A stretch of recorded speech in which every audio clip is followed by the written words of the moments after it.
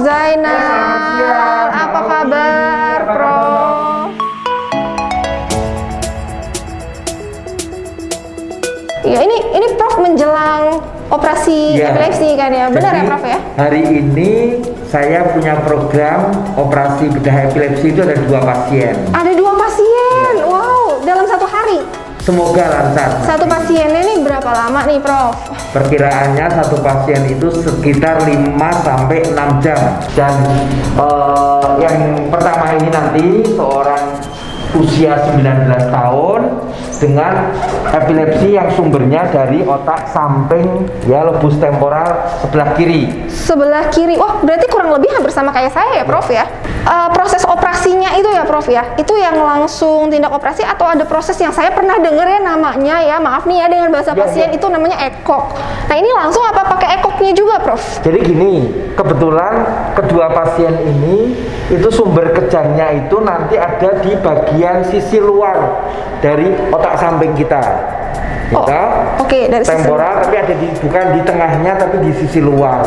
Sehingga untuk menentukan batas-batas daerah otak yang menyebabkan epilepsi, daerah otak yang seberapa luas yang harus diangkat, itu kita butuh semacam pemetaan daerah otak tersebut. Kita pakai alat namanya elektrokortikografi. Elektrokortikografi. Ya, itu alat ekok. Saya rasa sampai detik ini di Indonesia yang melakukan tindakan bedah dengan menggunakan ekok itu baru kita. Wow, baru di Rumah Sakit Telogorejo Semarang ya, yang bisa menggunakan ekok tersebut. Ekok tersebut.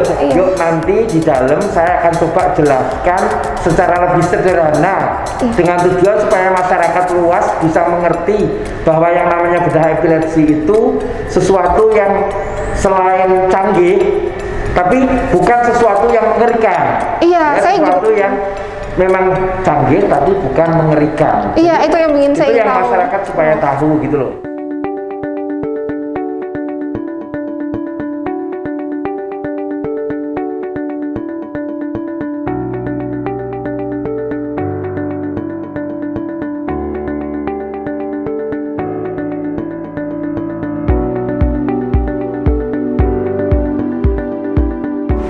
Jadi sekarang Audi udah di depan ruang operasi ya. Ada tulisannya ya, ruang bedah 1. Yuk, sekarang kita masuk. Selamat siang, Prof. Selamat siang, dokter. Iya.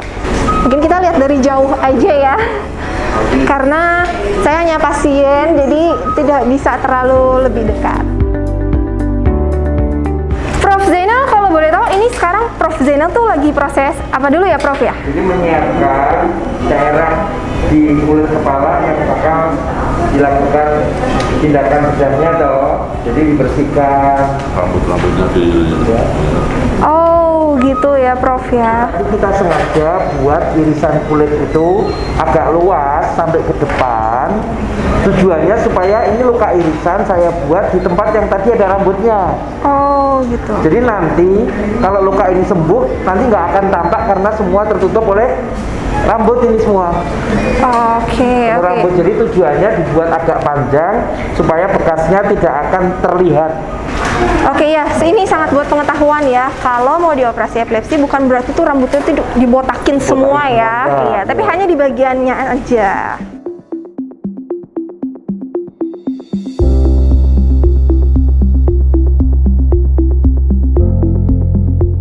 Dari foto ini semiologi temporal kiri. Ya toh? Terus Jadi kalau sekarang Prof dan tim itu lagi diskusi tentang hasil-hasil MRI PET scan dari pasien ini untuk bahas lebih detailnya lagi. Yuk kita lihat.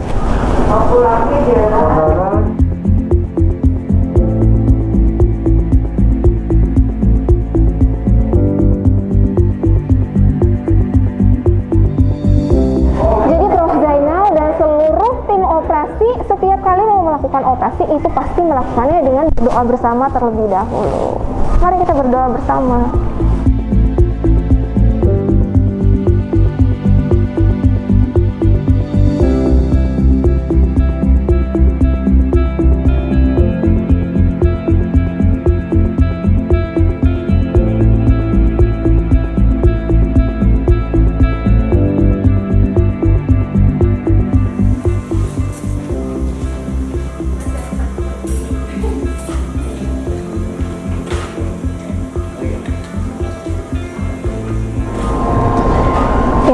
jadi pasien saat mau dibedah itu bukan berarti semua tubuhnya itu dibuka ya, tapi ditutup, dan yang dibuka itu hanya pusat yang akan dibedahnya aja.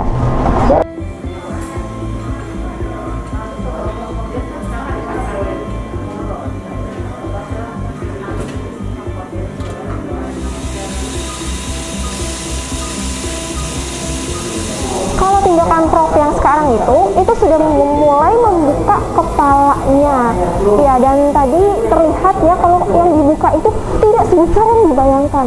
Kan kalau yang dibayangkan oleh orang-orang itu kan kalau operasi kepala, operasi epilepsi itu dibuka kepalanya semua, tapi kalau yang sekarang lagi dibuka sama Prof itu tidak sebesar yang dibayangkan ya, kurang lebih seginilah kalau dibuka ya.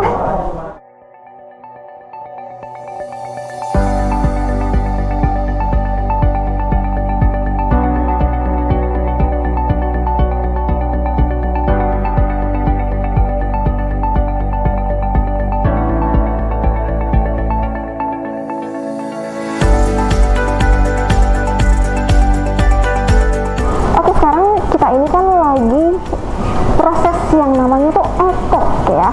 Yang mungkin masih bingung ya, ekok itu apa sih singkatannya? Dokter, saya mau nanya nih dok, kalau ekok itu singkatannya apa ya dok ya? Oh ya, kalau ekok itu sebenarnya sama dengan EEG, tapi dipakai di operasi dengan namanya adalah elektrokortikografi.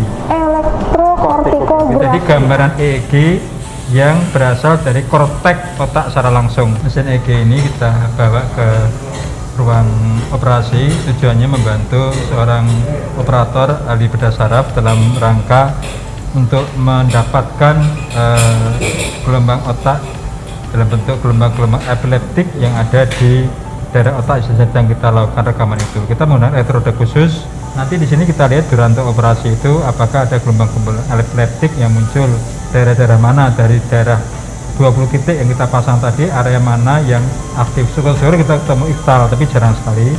Daerah-daerah itu nanti dapat oleh ahli bedah saraf dilakukan semacam marking area-area yang mana yang mau dilakukan reseksi, selama itu secara klinis atau secara anatomi tidak berpengaruh terhadap fungsional nantinya. Kira-kira demikian.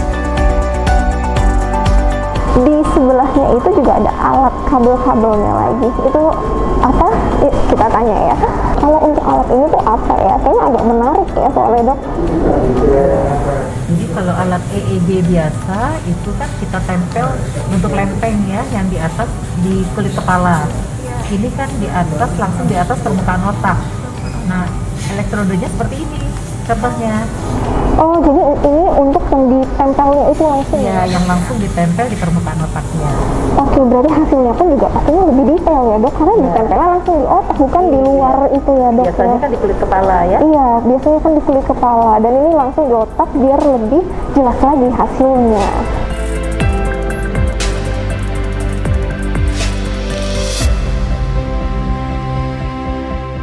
Prof, jadi kan saya lihat nih sepertinya proses bedah epilepsinya itu udah hampir selesai ya Prof ya?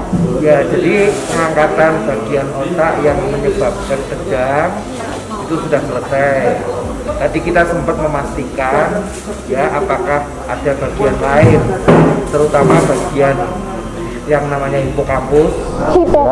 Hipokampusnya itu terlibat pada proses epilepsi apa tidak.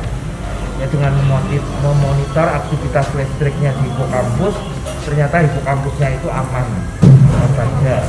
Dia tidak terlibat, tidak ada aktivitas listrik yang menunjukkan bahwa dia menjadi pusat kejang. Jadi kita cuma mengangkat bagian otak di sisi luar dari lobus temporal, sisi luar otak samping, yang ternyata disitulah aktivitas yang menyebabkan kejang.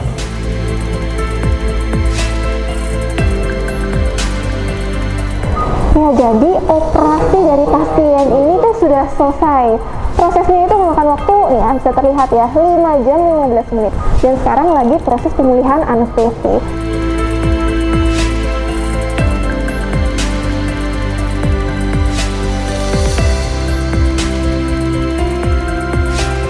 Oke, jadi itu tadi ya, prosesi operasinya dari pasien tersebut dari awal, pertengahan hingga akhir. Iya, udah lihat sendiri kan, kalau kalau operasi epilepsi itu tidak seseram yang dibayangkan. Apalagi tim Prof Zainal itu luar biasa sekali ya kerjanya. Jadi tidak seseram yang dibayangkan lah pokoknya. Oke, semoga itu tadi semua bermanfaat ya untuk semua. Dan semakin yakin lagi mengenai operasi epilepsi di SMC Rumah Sakit Telogorejo. Audi pamit undur diri, mohon maaf jika salah kata. And don't forget to stay safe and stay healthy. Bye bye.